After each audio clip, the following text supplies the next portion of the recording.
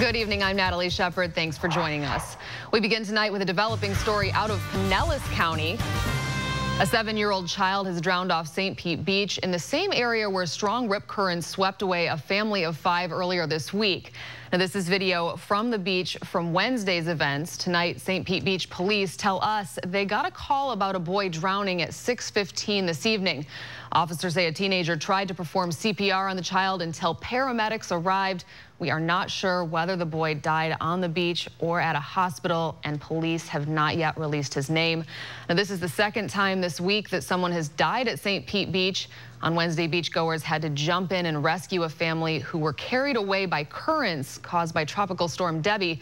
Despite their efforts, one woman died. Well, they will likely affect you on the road, in your doctor's office, or at school. It is July 1st, and more than 100 new laws take effect today in Florida.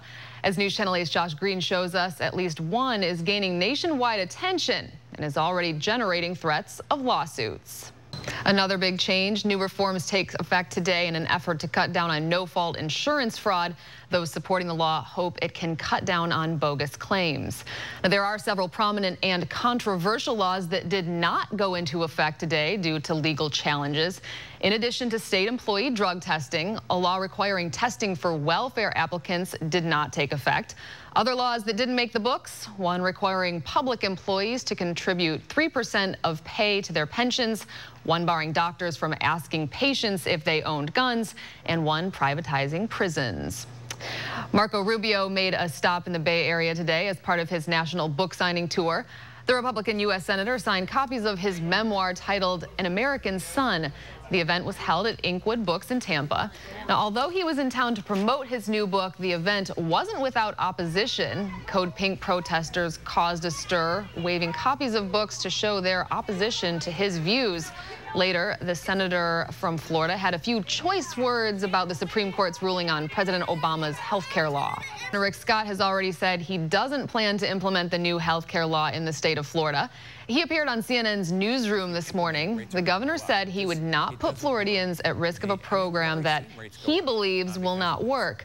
Now, it comes after a new USA Today Gallup poll shows Americans divided on the issue, with 46% agreeing with the ruling and 46% disagreeing.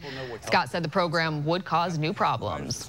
Tonight, family and friends are mourning the death of a 17-year-old deputies say shot himself during a game of Russian roulette. Thorne Montgomery died at Bayfront Medical Center.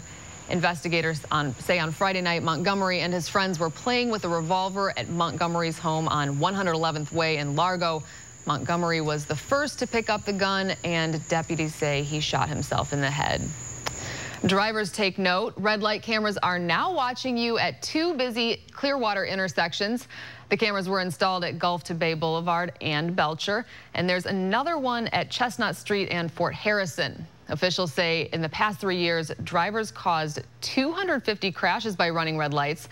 Starting today, red light runners will receive a warning for the first 30 days, but starting July 31st, violators get a $158 ticket in the mail if they are caught on camera. Beach erosion caused by Tropical Storm Debbie didn't put a damper on the Suncoast Superboat Grand Prix. Thousands of people hit Lido Beach today to watch boat races. Beachgoers say they noticed the sand was more rocky than usual from the storm, but they weren't complaining. Most people were just glad to get out of the house. Families in Colorado are returning to what's left of their homes in the wake of the most destructive fire in the state's history. These are the images one Colorado Springs woman recorded on her cell phone camera where their home once stood. Nothing but ashes and a chimney are left. The family who lived here were among 30,000 people displaced by the Waldo Canyon fire. And check out this amazing and scary time-lapse video shot by Steve Morocco. It shows the Waldo Canyon fire over the course of 5 days.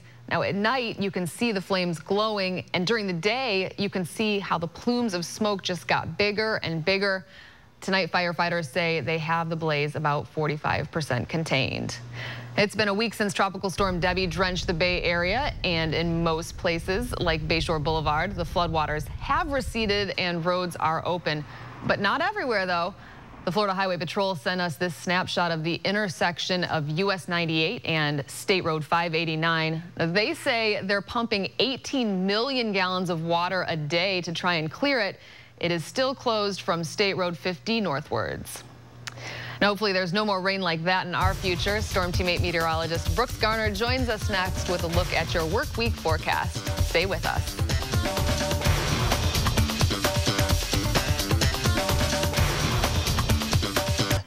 With the winner being awarded the third and final spot. That's some pressure. Don't tie again. I think a coin flip is the next. Well, it seems like in these races, you know, it's like a 0.10. I find it very hard to believe, but when you looked at the photo finish, wow, It was unbelievable. Tarmo, by the way, was awarded third place and then told later, oh, it was a tie. You got to get in there a little faster. All right. Exactly. Thanks, Dan. And we'll be right back with your winning lottery numbers.